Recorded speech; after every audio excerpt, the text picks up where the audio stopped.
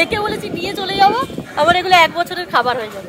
গঙ্গার ওই পারে আর দিদি চলে যাবে এই দিকে।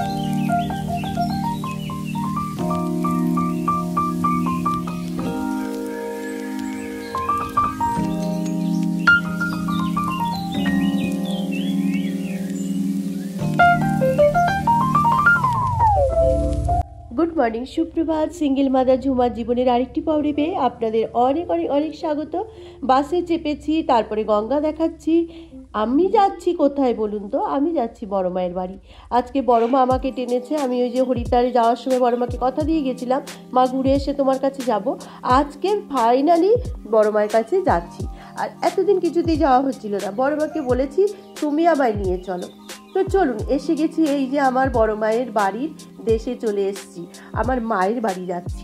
তো চলুন মায়ের বাড়ি যাই এবং আপনাদেরকেও সেই সাথে করেই মায়ের বাড়ি নিয়ে যাব, ঘুরে দেখাবো। আর বড় মা এই যে গোপালের অনেক জামা কাপড়গুলো সব মানে সেলাই খুলে গেছে, এই জন্য সব পুরনো জামাগুলো আমরা গঙ্গার ঘাটে এখন দিয়ে দেব, দিয়ে তারপরে লাইনে যাব। যা দিয়ে আয় বনি।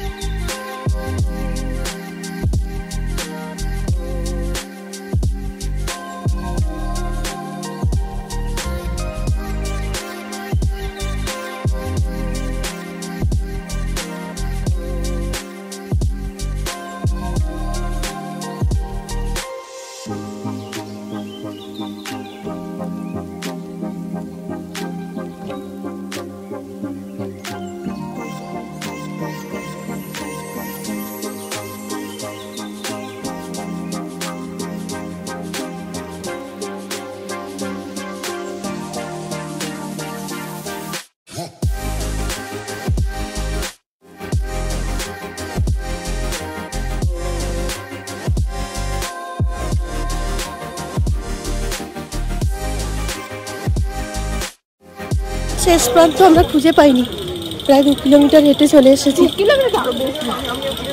বাবা, এখন কোথায় শেষ?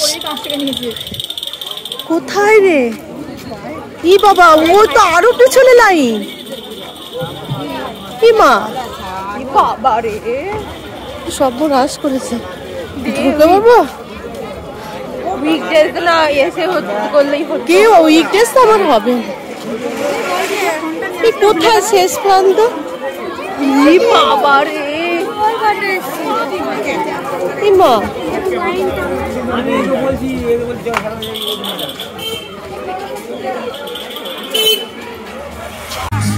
2 কিলোমিটার রাস্তা হেঁটে এসেছি, এখনো নাকি 1 কিলোমিটার দূরে। এই দেখুন লাইন দেখি, বাবা মারাত্মক লাইন, হেঁটেই যাচ্ছি। আজকে বাবু আর ভাইয়ের বইয়ের আসার কথা ছিল, ভাগ্যিস ওরা আসছি। বিশাল লাইন।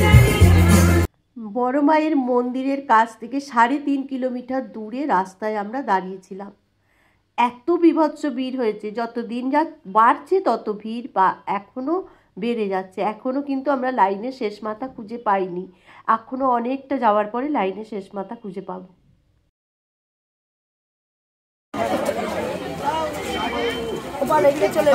এই যে এতক্ষণে শেষ মাথা পেয়েছি, এখানে শেষ মাথা পেলাম। ওরে বাপরে, 3 কিলোমিটার রাস্তা পেরিয়ে এসে শেষ মাথা পেলাম। এখন না, এখন কত পরে নিচ্ছি, এখানে কাছে উনি আসুক না, তুই নিয়ে নে, অল্প করে দেবেন আমাকে। ত্রিশুল দিই, এমনি অসুবিধা নেই। ত্রিশুল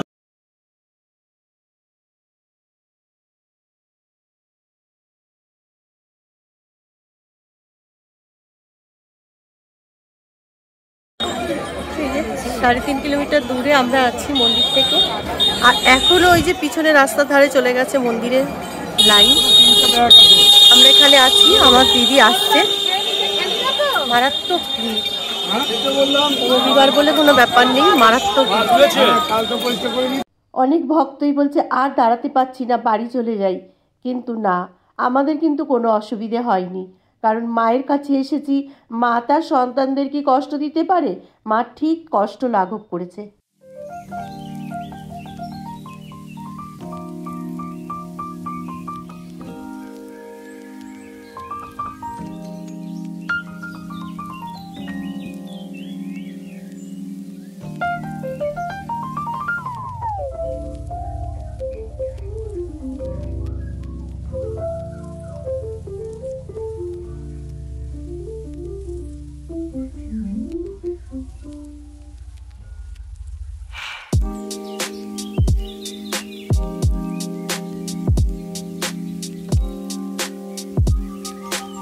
বাপরে কি রে, আমরা তো কোথায় ছিলাম? সেই ভাটপাড়া রাস্তায়।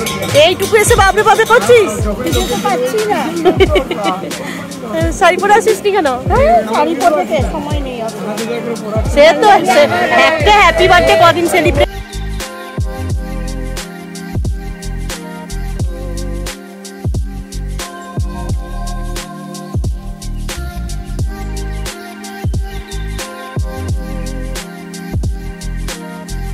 না না 5টা বাজবে না, অনেক আমরা 10:30টায় লাইনে দিয়েছি 11:30। দাঁড়া দাঁড়া,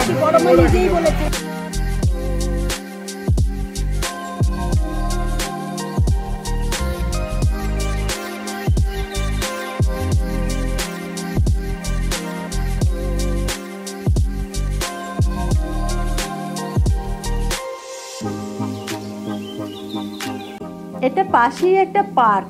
এই পার্কের মধ্যে অনেক রকম পাখি আছে। দেখুন অস্ট্রিচ পাখি, এই যে পাতা দিলেই গলাটা বাড়িয়ে পাতা খেতে আসছে। এই যে একজন পাতা দিচ্ছে, দেখুন গলা উঁচু করে আসছে, বেশ ভালো। এই পার্কে ঢুকতে হয় মনে হয় 20 টাকা করে ফিস, মানে যাদের বাচ্চাদের সময় কাটছে না তাদেরকে নিয়ে হয়তো মায়েরা ঢুকছে, এমনি যে সাধারণ মানুষও ঢুকছে।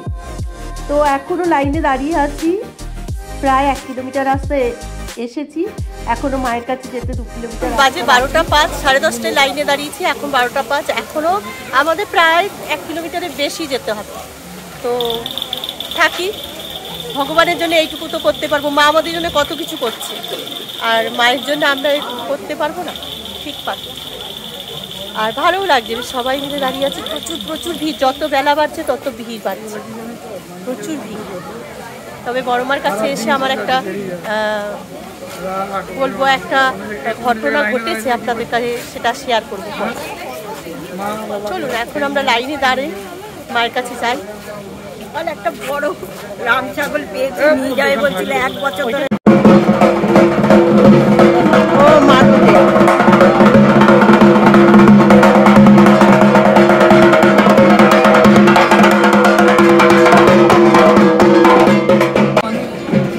বলতে বাজে 12:20, এখনো আমরা লাইনে। তবে না, ক্লান্ত হই। হ্যাঁ, আমার ছবিটা কি ছবি? সকাল 10:30টায় লাইনে দাঁড়িয়েছি। এইবার প্রায় 1টা বাজতে গেলে 1:05 বোধহয় হয়ে গেছে। এবার আমরা মেন রাস্তায়, ঘড়িতে বাজে 1:05। এই আমরা মেন রোডে উঠবো গঙ্গা, আর ওই যে ওইদিকে হচ্ছে বড় মায়ের মন্দির, ওইদিকে হচ্ছে বড় মায়ের মন্দির, আর এদিকে গঙ্গা। এই মেন রোডে এতক্ষণে উঠলাম 10:30 থেকে, 10:30 থেকে এই 1:05 বাজে এখন মেন রোডে। এখনো এবার মন্দিরের কাছে অবস্থা দেখেই বোঝা যাচ্ছে, এখনো মন্দিরের কাছে যেতে আমাদের আরো 1 ঘন্টা লাগবে, তাই না? 1/2 ঘন্টা লাগবে। হ্যাঁ, 1/2 ঘন্টা লাগবে। এই যে মন্দিরের খুব কাছেই চলে এসেছি, এখনো লাইন চলছে। চলুন দেখি, মন্দিরে যদি ছবি তুলতে দেয়, ভিডিও করতে দেয়, তাহলে আপনাদের দেখানোর সুযোগ করে দেবো। 8 কিলোমিটার। জুতো কোথায় রাখবি? ওই তো আসুক, ওইখানটা দেখে এসেছি দোকান। ঠিক আছে। মন্দিরের ঠিক একটু আগে একটা দোকান থেকে আমরা ফুল, মোমবাতি, ধূপকাঠি এসব নিলাম, সেখানেই জুতো রাখলাম। এবার কিন্তু দিদি একটু ক্লান্ত হয়ে গেছে, দিদি আর পারছে না, কোমরে যন্ত্রণা আছে, তো আমারও আছে, কিন্তু কি জানি না আজকে একটা অন্যরকম আমার ফিলিংস হলো, আমার কোমরে ব্যথাটা আজকে করলো না।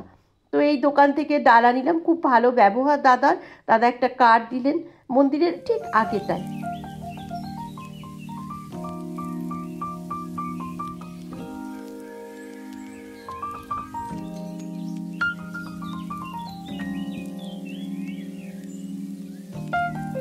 এখন ঘড়িতে বাজে 1:45, এখনো আমরা লাইনে দাঁড়িয়ে নিয়েছি।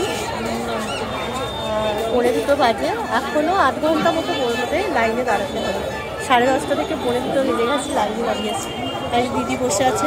এবার আর কোমরগুলো চলছে না, প্রচণ্ড কোমরে যন্ত্রণা।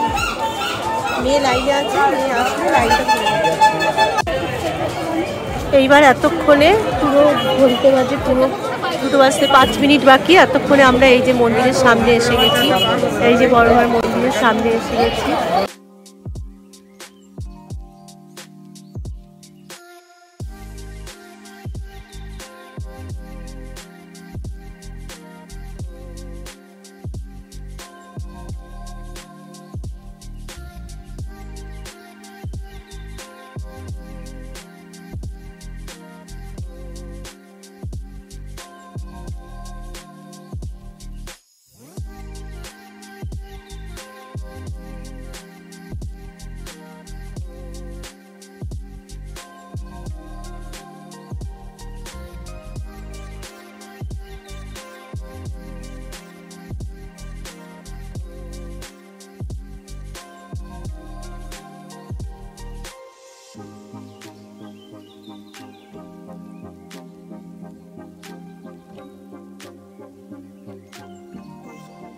এবার মন্দিরে প্রবেশ করে দিয়েছি। খুব সুন্দর কিন্তু ভাবে পুজোটা হয়, বেশ আর্ধেক আর্ধেক করে লোক ঢোকায়। আর জানেন তো, আমার জানি না কি হয়, আমি প্রত্যেকবার বড়মার কাছে আসলেই আমি কেন কেঁদে ফেলি আমি জানি না, কেন চোখ দিয়ে জল আসে আমি এটা বলতে পারবো না। যাই হোক, বড়মার কাছে আজকে অনেকগুলো কি বলবো, অনেকগুলো আমার প্রার্থনা নিয়ে এসেছি। মায়ের কাছে সন্তানরা অনেক প্রার্থনাই নিয়ে আসে, এবার মায়ের যেটা ইচ্ছে হবে সেটা মা পূরণ করবে। আমরা কি করি, আমরা আমাদের বাবা মায়ের কাছে যেমন অনেকগুলো আবদার করি, জামা কিনে দাও, জুতো কিনে দাও, এটা চাই ওটা চাই, তাদের সাধ্যে যেটা থাকে তারা দেয়। সেরকমই আমি বড়মার কাছে বলেছি তোমার সাধ্যে যেটা থাকবে তুমি সেটাই করবে এবং মঙ্গল করবে। আগে তো সবার প্রথমে আমার সন্তানরা যেন ভালো থাকে এই প্রার্থনা তুই করি, তবে নিজের জন্য কোনোদিন কিছু চাইনি, জানেন তো।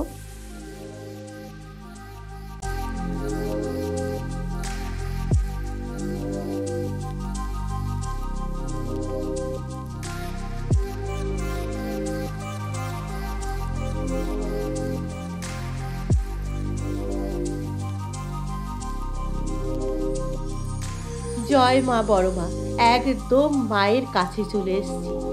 জয় মা বড়মা, প্রত্যেককে ভালো রাখো, সুস্থ রাখো, আমার সন্তানদের ভালো রাখো, আর সকল বিপদ থেকে রক্ষা করবে তুমি। যদি কোনো অন্যায় করি অবশ্যই সেটাকে শুধরে দিও, তবে শাস্তি দিও না। তুমি তোমার শাস্তি না দিয়ে আমাকে শুধরে দিও যে আমি এটা অন্যায় করছি, কারণ মায়েরা তো সন্তানদের শাস্তি দেয় না, বলো।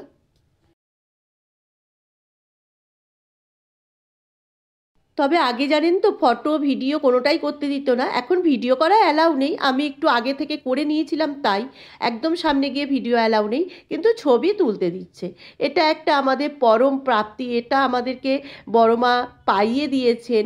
এই 12 বাজে আমাদের পুজো দেওয়া শেষ হলো।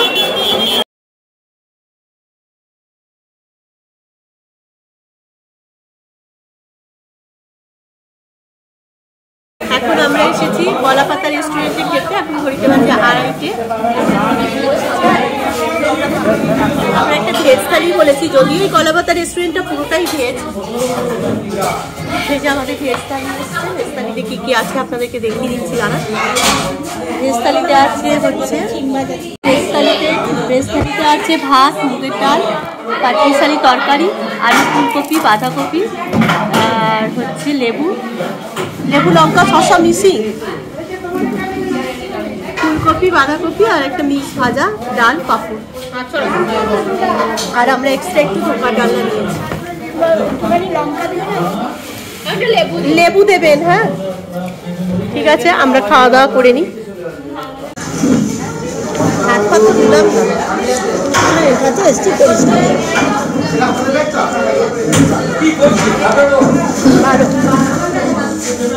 দেবেতে ভালোই লাগবে।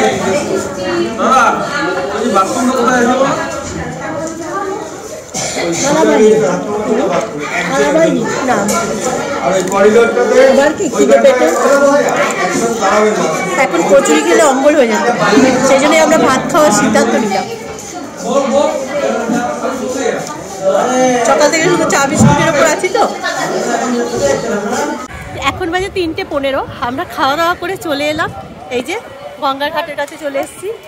এখানে একটুখানি রেস্ট নেব। ভেজ ভাত খেলাম, আর এখন কচুরি অন্য কিছু খেলেই না চরম অম্বল হয়ে গিয়ে বমি করতাম। তার থেকে বরং এই যে ভেজ ভাতটা খেয়েছি দারুণ। না দিদি আর মেয়ে একটু ওদের ইচ্ছায় এক্সট্রা ধোকা নিল। ভালো খাবারগুলো, বেশ ভালো। নিরামিষ হোটেল কলাপাতা রেস্টুরেন্ট। তো চলুন আজকের ভিডিওটা এখানেই শেষ করব। বড়মাকে বলেছিলাম তোমার কাছে হরিদ্বার থেকে ঘুরে আসার পরে তোমার কাছে ঘুরতে আসবো, কিন্তু বড়মাকে কাছে কিছুতেই আসতে পারছিলাম না। তারপরে আমি একদিন বড়মাকে, আমার ঘরে যে বড়মা রয়েছে তাকে বললাম যে তুমি কবে আমাকে নিয়ে যাও, তোমার দায়িত্ব দিলাম। অবশেষে আজকে আসতে পেরেছি এবং ধন্য। এত সুন্দরভাবে পুজো দিয়েছি সামনে থেকে, খুব সুন্দর লাগলো। আবার বড়মা তুমি আমাকে ডেকে নিয়ে আসবে। তুমি তোমার মায়ের, আমার মা হয়ে গেছে এখন, তুমি তোমার বাড়িতে আমাকে যখনই ডাকবে আমি তখনই চলে আসবো, কিন্তু তুমি আমাকে ডেকে আনবে, ডেকে আনার দায়িত্ব আমি তোমায় দিলাম। এটাই বলে গেলাম বড়মার কাছে। চল দিদির কেমন লাগলো পুজো দিয়ে বল? ভালো লেগেছে। ও তো রানাঘাটে বাড়ি, ও সন্ধ্যে বিকেল যখন খুশি আসতে পারে, কিন্তু আমাদের তো একটু দূরত্ব হয়ে যায়, আমাদের আসা যায়। হ্যাঁ, ইচ্ছা থাকলে আসতে পারে। তো ঠিক আছে, চলুন ভিডিওটা এখানেই শেষ করে দিচ্ছি। যদি কোনো জায়গায় কোনো কিছু ভালো লাগে অবশ্যই এর জন্য দেখা যাচ্ছে আমার বোনের 1 বছরের খাবার। আমি এই ছাগলগুলোকে দেখে বলেছি নিয়ে চলে যাবো, আমার এগুলো 1 বছরের খাবার হয়ে যাবে। একটাকে ওড়না দিয়ে বেঁধেই দিচ্ছিলাম, জানেন তো। তো চলুন, সবাই ভালো থাকবেন, সুস্থ থাকবেন। আমরা এখন গঙ্গার ঘাটে এখানে একটু দাঁড়াবো, রেস্ট নেবো, নিয়ে আমি চলে যাব ওই গঙ্গার ওই পারে, আর দিদি চলে যাবে এই দিকে রানাঘাটে। চলুন, টাটা, বাই।